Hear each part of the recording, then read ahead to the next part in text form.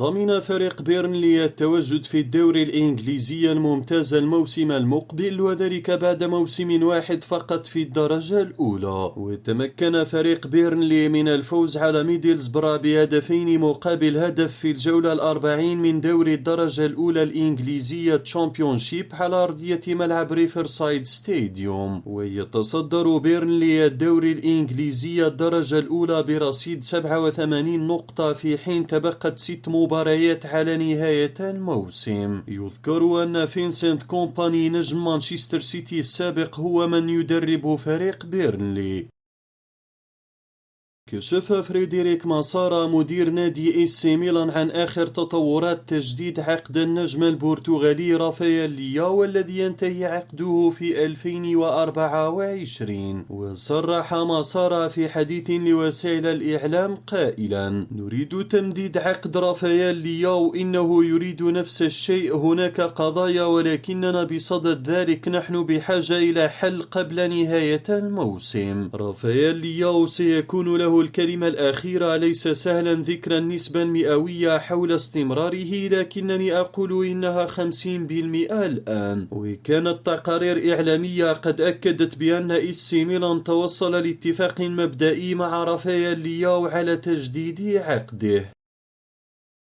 كشف فابريزيو رومانو الصحفي الرياضي عن مصير لويس كامبوس المستشار الرياضي في نادي باريس سان جيرمان. وكتب فابريزيو رومانو عبر حسابه الرسمي على تويتر قائلا: لويس كامبوس لا يزال ملتزما بنسبة 100% مع باريس سان جيرمان. كانت مشاريعه دائما متوسطة أو طويلة الأجل، لا تغييرات في خططه. كامبوس الذي يعمل بالفعل من أجل مستقبل باريس سان جيرمان انضم قبل 9 أشهر ويريد الفوز بدوري أبطال أوروبا في باريس. وكانت العديد من التقارير قد أكدت بأن باريس سان جيرمان سيجري العديد من التغييرات هذا الصيف، وسط شكوك حول مستقبل المدرب كريستوف غالتي وعدة نجوم على رأسهم ميسي. حسب ما ورد في صحيفة سبورت الإسبانية، يستعد نادي برشلونة لصيف ساخن حيث يريد بيع العديد من اللاعبين. وذكرت الصحيفة بأن النادي يريد بيع العديد من اللاعبين من أجل تمويل الصفقات التي يعمل عليها، وخاصة ليونيل ميسي. وأشارت إلى أن معظم لاعبي البارسا من الممكن أن يقوم النادي ببيعهم خلال سوق الانتقالات الصيفي القادم. ولفتت إلى أن هناك لاعبين غير قابلين للمس، وهم فرانكي ديونغ وبيدري غونزاليز وبابلو غافي ورونالد أروخو. أصبح الكرواتي لوكا مودريتش لاعب وسط ريال مدريد قريبا بشدة من ارتداء قميص نادي النصر السعودي خلال فترة سوق الانتقالات الصيفية القادم. مودريتش لم يحصل على أي عقد جديد حتى الآن مع ريال مدريد، وسط أنباء تشير إلى رغبة النصر في التعاقد معه. وأشارت تقارير إيطالية إلى أن مودريتش بات مقتنعا بالانتقال للنصر السعودي في الصيف المقبل. مودريتش ينتظر فقط موقف ريال مدريد النهائي، لأن رغبته الأولى هي الاستمرار في أوروبا، ما عدا ذلك سينضم إلى النصر. وشارك مودريتش مع ريال مدريد في 473 مباراة بكافة المسابقات، سجل 37 هدفا وصنع 76 هدفا. وتوج النجم الكرواتي مع ريال مدريد ب 22 لقبا، يأتي على رأسها دوري الأبطال 5 مرات بالتساوي مع كأس العالم.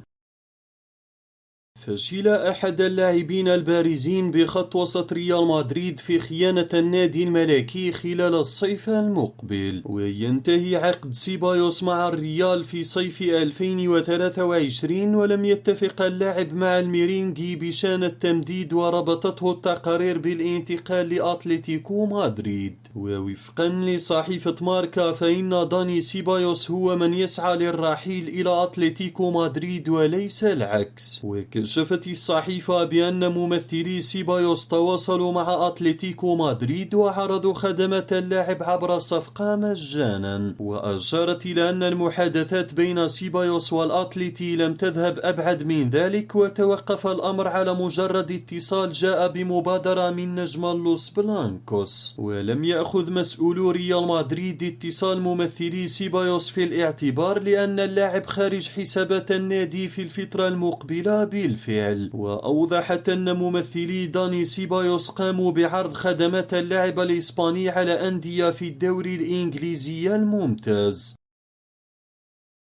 تحدث فريدريك ماسارا مدير نادي إي سي ميلان عن مستقبل المهاجم الإسباني إبراهيم دياز الذي يلعب مع الفريق على سبيل الإعارة من ريال مدريد. وصرح فريدريك ماسارا في حديث لوسائل الإعلام قائلا: إبراهيم دياز أبلى بلاء حسنا، هنا نريد أن نلتقي مع ريال مدريد ونتناقش معهم لأننا نريد الحفاظ عليه. ويملك ميلان خيار الشراء في عقد دياز مقابل 22 مليون، في حين لدى ريال مدريد خيار إعادة الشراء مقابل 27 مليون. ويخطط ريال مدريد لاستعادة اللاعب هذا الصيف وتجديد عقده الذي ينتهي في صيف 2025.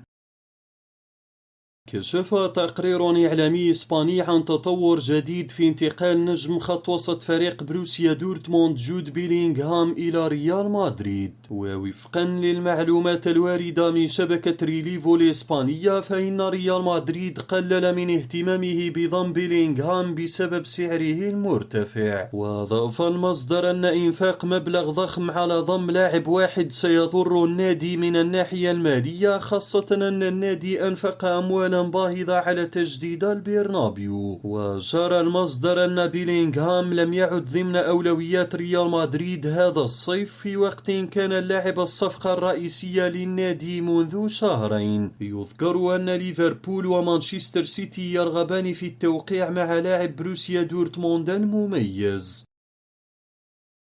لم يعد هناك مجال للشك بأن النجم البرازيلي فينيسيوس جونيور في طريقه تدريجيا لكي يصبح الأفضل في العالم دون منازع في قادم المواسم. أرقامه هي من تؤكد ذلك الكلام، لأنها تعكس مدى تطوره يوما بعد آخر، وكل ذلك يحدث وهو في سن صغير. فكيف سيكون حاله عندما يصل إلى مرحلة النضج التي يكون فيها لاعب كرة القدم في أفضل حالاته؟ فينيسيوس ساهم خلال الموسم الماضي مع ريال مدريد في 38 هدفا في 52 مباراة، بواقع تسجيل 22 وصناعة 16 هدفا. الوضع في الموسم الحالي يبدو أكثر إشراقا، حيث ساهم في 33 هدفا خلال 43 مباراة، بواقع تسجيل 20 وصناعة 13 هدفا. وبالتأكيد في الأسابيع القليلة القادمة سيعزز من أرقامه، مؤكدا بذلك للجميع أن عملية تطوره تسير في الطريق الصحيح.